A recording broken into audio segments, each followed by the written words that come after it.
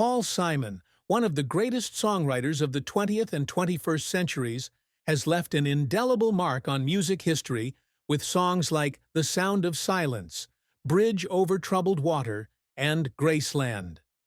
Born on October 13, 1941, in Newark, New Jersey, he lived a colorful life, where his music and lyrics touched the hearts of millions around the world.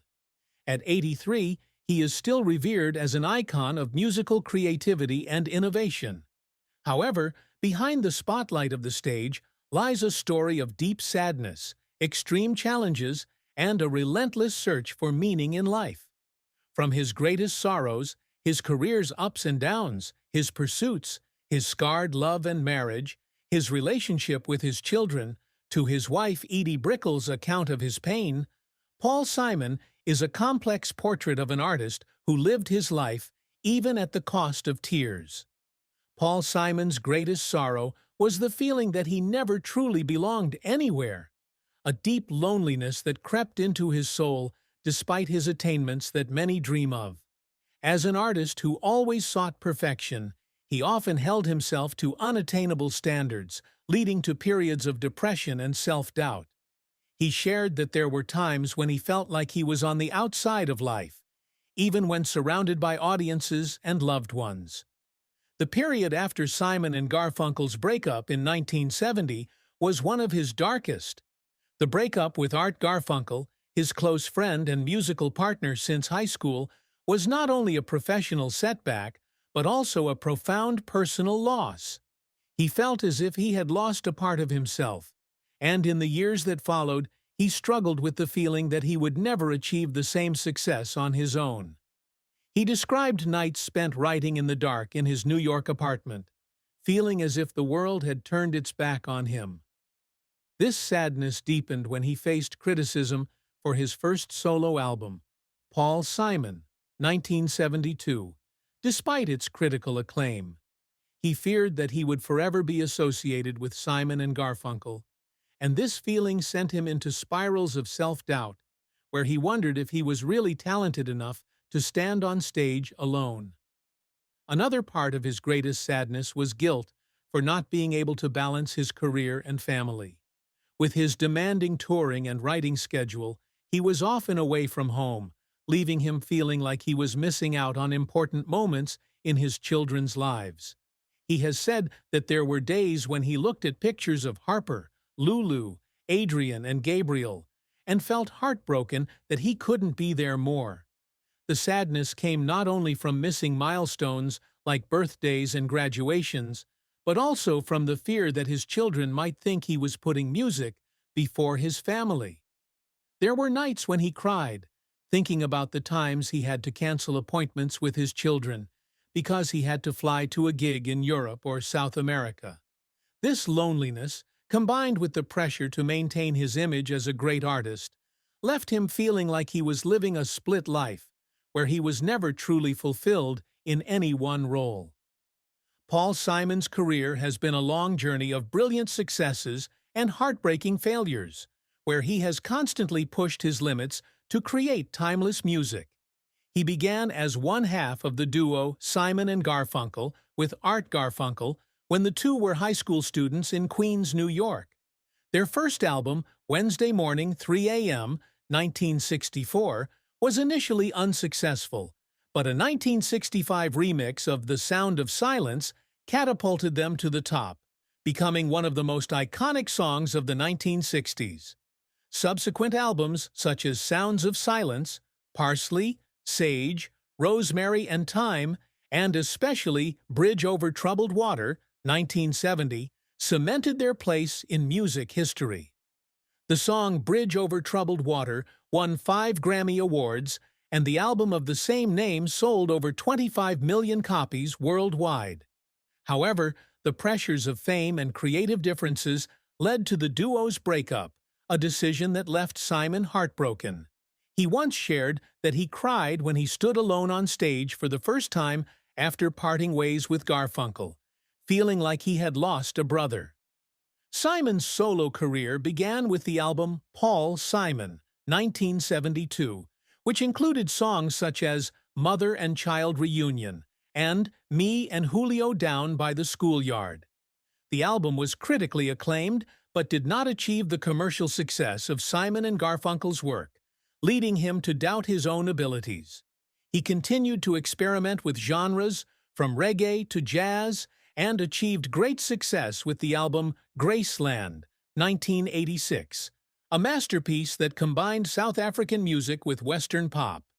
The album won the Grammy for Album of the Year and sold more than 16 million copies, but the production process was not easy. Simon faced criticism for working with South African musicians during apartheid, allegedly violating the United Nations cultural ban. He cried when reading critical articles, feeling misunderstood when his aim was to celebrate African music, not exploit it. He spent months in Johannesburg, working with artists such as Ladysmith Black Mambazo, and long nights in the studio, trying to blend different sounds, were challenging moments. Simon's career failures were also notable. His 1980 album One Trick Pony, the soundtrack to the film of the same name, which he wrote and starred in, was not as well received as expected. The film was panned by critics, and the album only reached number 12 on the Billboard charts. He has said that the failure made him feel like he had wasted 2 years of his life, and he cried when the film opened to negative reviews.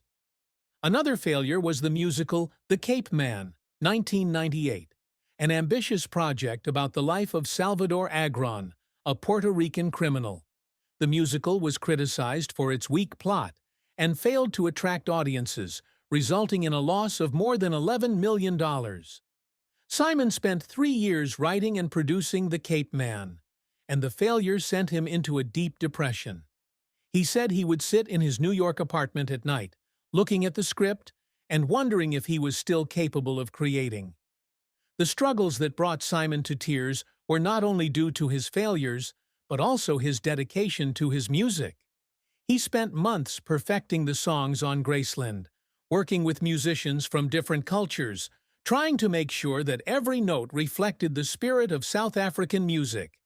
He also cried while completing Hearts and Bones, 1983, a very personal album that reflected his emotions after his divorce from Carrie Fisher. His on-stage appearances, such as his 1981 reunion with Garfunkel in Central Park before 500,000 people, were also emotional. He once said he cried looking out at the sea of people singing along to The Sound of Silence, realizing that his music had touched millions of hearts. Paul Simon's achievements were not just about awards or record sales, but also about creating music that could transcend cultural and time boundaries.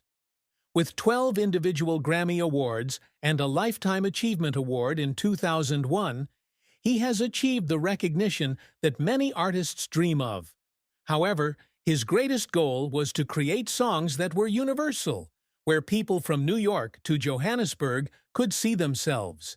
The album Graceland is a testament to this ambition, as he combined South African music with Western pop, creating a masterpiece that was recognized by UNESCO as a cultural heritage. He also strived to be recognized as a poet, not just a musician. Songs like The Boxer and America were written with the care of a poet, and he was proud that these songs were taught in schools as literary works. Simon also strived to leave a legacy for future generations.